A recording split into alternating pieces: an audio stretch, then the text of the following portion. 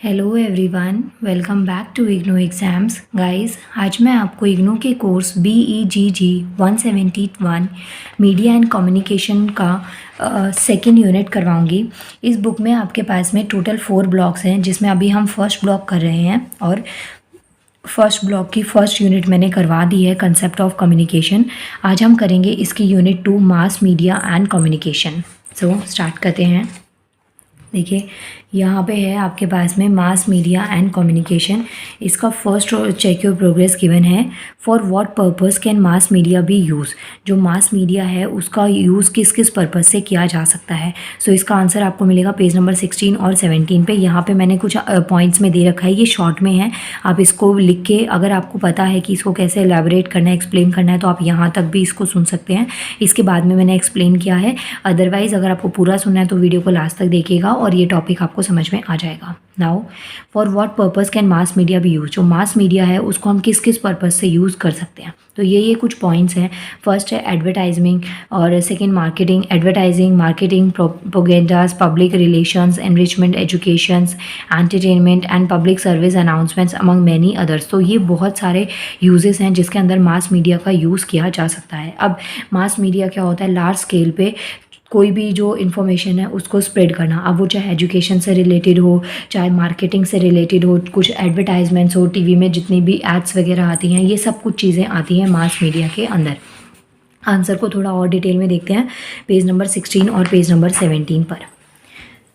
पहले तो यहाँ पे देखिए, थोड़ा इंट्रो देती हूँ मैं आपको, क्योंकि इसमें आपको पहले थोड़ा इंट्रो देना होता है, उसके बाद में मेन बॉडी और फिर कंक्लूजन। अगर इस फॉर्मेट से आप आंसर लिखते हैं ना, तो आपकी स्कोरिंग ज़्यादा अच्छे से होती है। नाउ गाइस देखिए, मास कम्युनिकेशन क्या है? Can be defined as the process of using mass media to send message to a large audience for the purpose of information, entertaining और परसुएडिंग। अब देखिए इसका मीनिंग क्या होता है। मास मीडिया का मतलब ये है, या मास कम्युनिकेशन का मतलब ये होता है कि कोई भी जो मैसेज है ना, वो लार्ज स्केल पे ऑडियंस में स्प्रेड करना। चाहे वो इन्फॉर्मेशन का पर्पस हो, एंटरटेनमेंट का पर्पस हो, या फिर किसी को क्रिटिसाइज करने का पर्पस हो। अब एजुकेशन और इन्फॉर्मेशन और एंटरटेनमेंट तो आपको समझ में आता है, जैसे फिल्म्स वगैरह होती हैं, कोई भी मूवी है, सीरियल्स हैं, तो ये क्या है? एंटरटेनमेंट बेसिस पे बनते हैं। और इन्फॉर्मेशन में कोई भी इन्फॉर्मेशन आपको मिल रही है, जैसे कि न्यूज़ हो गई है, वहाँ से कुछ आपने वैलिड चीज़ें सीखी, या फिर कोई भी एजुकेशन रिलेटेड न्यूज़ है, कोई भी इस तरीके का जो इंस्टीट्यूट है उसकी एडवर्टाइजमेंट देखी, तो ये क्या है? नॉलेज बेसिस पे होता है। इसके अलावा हम कुछ लोगों को क्रिटिसाइज़ करने के लिए भी न्यूज़ सुनते हैं, जिसमें पॉलिटिक्स आ जाती है, या फिर बहुत सारी ऐसी चीज़ें होती हैं जिसको लार्ज स्केल पे स्प्रेड कर दिया जाता है ताकि सब लोग सुने। और ये ना हमारे पॉलिटिक्स में ज़्यादा देखने को मिलता है। एक पॉलिटिकल पार्टी दूसरी पॉलिटिकल पार्टी को ना इस तरीके से मतलब लार्ज स्केल पे बताने के लिए कि हाँ, इन्होंने इतना नेगेटिव वर्क किया था ताकि उनको नेक्स्ट टाइम इलेक्शंस में दिक्कत आए। तो ये सब चीज़ें आपने देखी होंगी। तो ये मास कम्युनिकेशन का ही एक पार्ट होता है। The message then is encoded into a common code such as language. तो एक कोई भी मैसेज है, या इसमें क्या होता है कि पहले ना एक मैसेज को रिसीव किया जाता है, उसके बाद में उसको कॉमन कोड या फिर कॉमन लैंग्वेज में ट्रांसफ़र किया जाता है। अब इसका एग्जांपल देखिए, जैसे बहुत सी मूवीज़ होती हैं, अगर साउथ साइड की मूवीज़ होती हैं तो वो वहाँ की लैंग्वेज में बनती है, लेकिन जब आपको उसे देखना होता है तो आप हिंदी डब या इंग्लिश डब में उसको देखते हैं। तो क्या है, उसको ना कोड किया गया, उसके बाद में उसको एक कॉमन लैंग्वेज में डाला गया, जिससे कि उस जो एंटरटेनमेंट पर्पज़ से या नॉलेज पर्पज़ से जो भी वो मूवी या जो भी कुछ बनाया गया है, तो वो सबके लिए बेनिफिशियल हो पाए। इसके बाद में then is transmitted, another person receive the message, decoded and इंटरलाइजेस।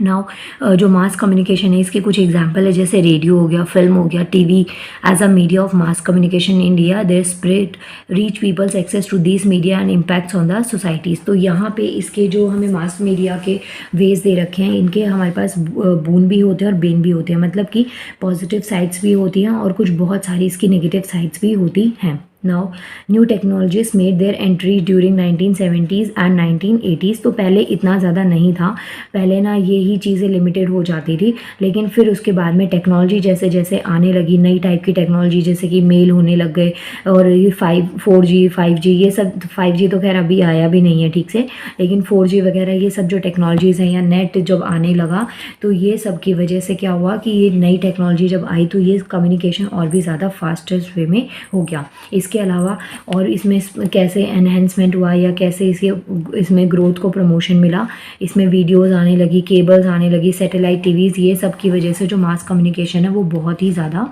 बढ़ गया। इसके बाद में गाइज नेक्स्ट जो क्वेश्चन है आपके पास में ये हो गया what are the purpose of mass media can be used.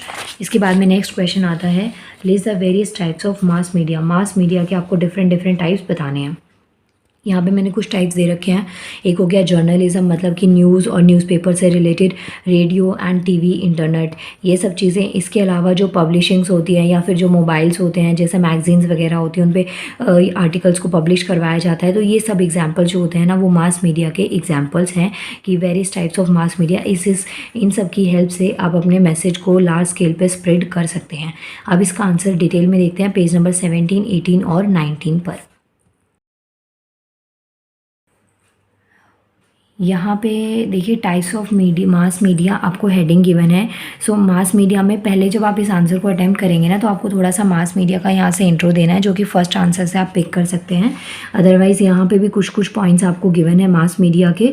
और मास मीडिया जो होता है ना ये एक ऐसा कम्युनिकेशन डिवाइस है या ऐसा कम्युनिकेशन का वे है जो कि मैसेज को मिलियंस ऑफ पीपल तक डिलीवर करने में और वो भी सेम टाइम पे डिलीवर करने में एक मेजर रोल प्ले करता है। तो इस टाइप के पॉइंट्स आप मास मीडिया के इंट्रोडक्शन में दे सकते हैं। यहाँ से आप इसके इंट्रो को पिक कर लेना। इसके बाद में नेक्स्ट आता है यूजेस। जो मास मीडिया इसका बहुत सारे पर्पस से यूज़ किया जाता है। It can help both for business and social concerns, मतलब कि ये बिजनेस लेवल पे भी इंपॉर्टेंट है और सोशल कंसर्न्स पे भी।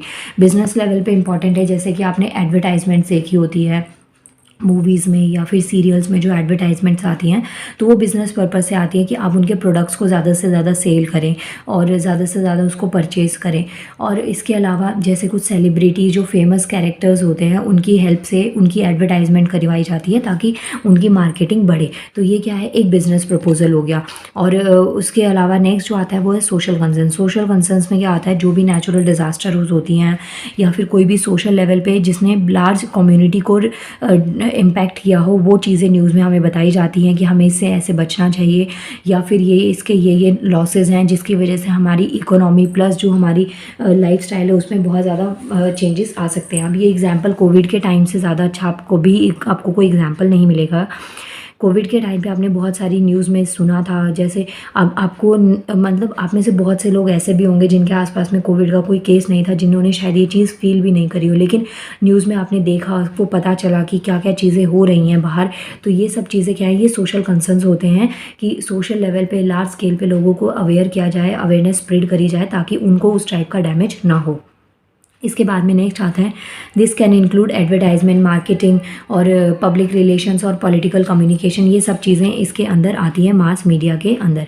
It can also be use for enrichment, education and entertainment and through performance of acting, music and sports well as for public service announcement. तो यहाँ पे बहुत सारी चीज़ें आती है, एक्टिंग भी आ सकती है, म्यूज़िक आ सकते हैं, स्पोर्ट्स आ सकते हैं, डिफरेंट टाइप के स्पोर्ट्स न्यूज़ में देखने के बाद में ही लोग जितने हमारे भारत में इतने सारे गोल्ड मेडलिस्ट आ रहे हैं तो इन सब की वजह से ना लोगों में एक तरीके की अवेयरनेस स्प्रेड हुई है कि हाँ स्पोर्ट्स में भी एक अच्छा करियर हम लोग कर सकते हैं। इवन पेरेंट्स भी इस चीज़ को लेके कहीं ना कहीं उन्होंने ट्राई करना स्टार्ट किया है कि हाँ बच्चों को जो थ्योरी बेसिस एजुकेशन पर्पस है उसके अलावा भी और चीज़ों पे और एक्टिविटीज़ पे उनको डाला जाए। इसके बाद में इसके जो टाइप्स आते हैं वो उसमें सबसे पहला टाइप आता है जर्नलिज्म। जर्नलिज्म में क्या, जितने भी जो इवेंट्स होते हैं, ट्रेंड्स होते हैं या जो इश्यूज़ होते हैं रिलेटेड टू पीपल या फिर इंटरनेशनल इश्यूज़ होते हैं, by the help of magazine, newspaper, इन सब में ये चीज़ कवर करी जाती है जर्नलिज्म में। इसके बाद में सेकेंड आता है गाइस ब्रॉडकास्टिंग और टेलीकास्टिंग। ब्रॉडकास्टिंग और टेलीकास्टिंग में जितनी भी वीडियोज़ होती हैं, मूवीज़ होती हैं, सीरियल्स होते हैं, ये सब चीज़ें इसमें आती हैं। अब television radio programmes are distributed through radio broadcasting frequency bands are highly regulated by the communication commissions.